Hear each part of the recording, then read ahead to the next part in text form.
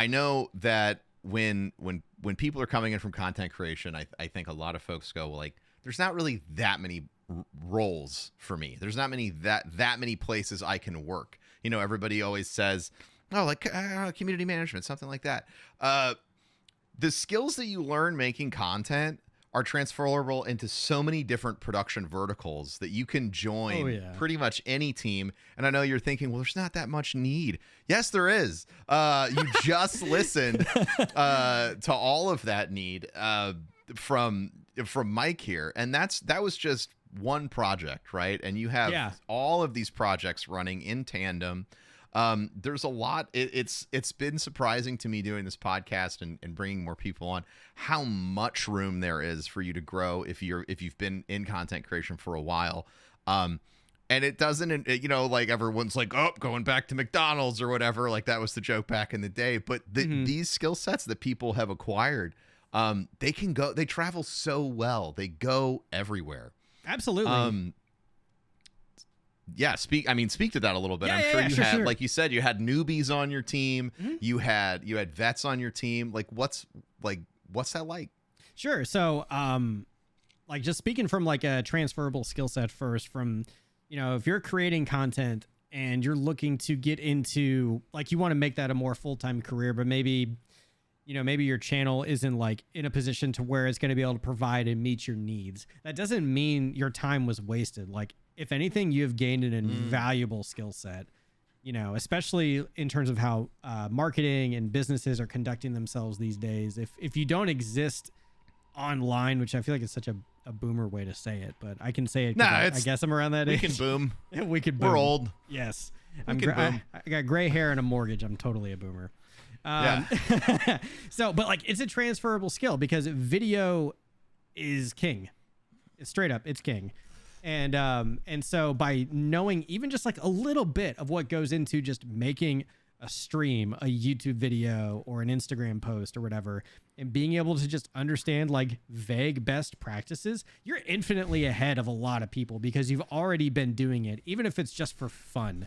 That is real world experience, because the only thing that is separating you from maybe somebody that went to school is you just learned in different capacities.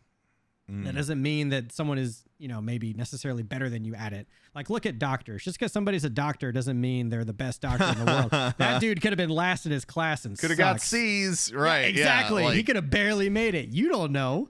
But like, and so the same thing I think can be kind of said true for content as well. A lot of it kind of comes down to whenever I'm evaluating like someone to hire or to work with is what can you do? You know, like, you know, if you look at a resume, it's like, okay, cool. You got experience. That's great. Cool. Show me what you have done, because that is going to communicate a lot to me. You know, if I'm looking at an editor, like right off the rip, the thing I'm looking for, I just swore I saw somebody post about it. And I was like, what do you look for in an editor? I was like, I was about to go off on this thing, but I opted not to, because it would have been a long-winded post. But like the main thing, like if I'm looking for an editor, is can you sequence properly? You know, are your sequences good? Do you mix well? You know, how's your music and your sound effects and everything in relation to dialogue? Is everything still discernible? How's your color grade?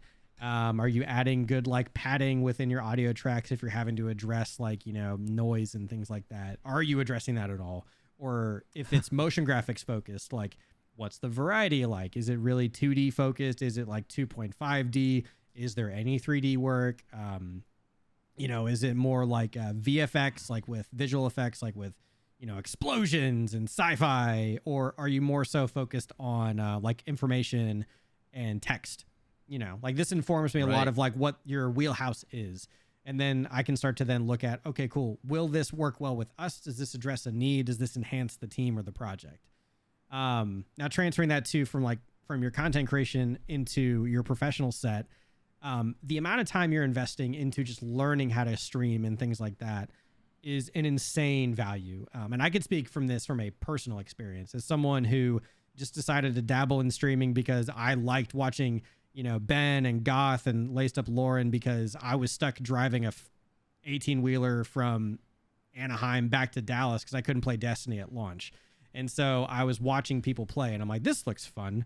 And just kind of kept watching them and, you know, felt like I was still being included in the launch. And then my wife was watching me watch Twitch while she was watching a movie that I didn't want to watch, but we're still in physical proximity together. Yeah. And she was like, hanging out. Yeah. She's like, are you Couple playing stuff. Destiny? And I'm like, no, I'm watching this guy playing. Like, what's really cool too is this is how he provides for his family. This is his job. And she was like, really? I'm like, yeah. And she's like, do you want to give it a try? I'm like, I didn't think you would ever be okay with it, but That's wild. hell yeah. So cool. And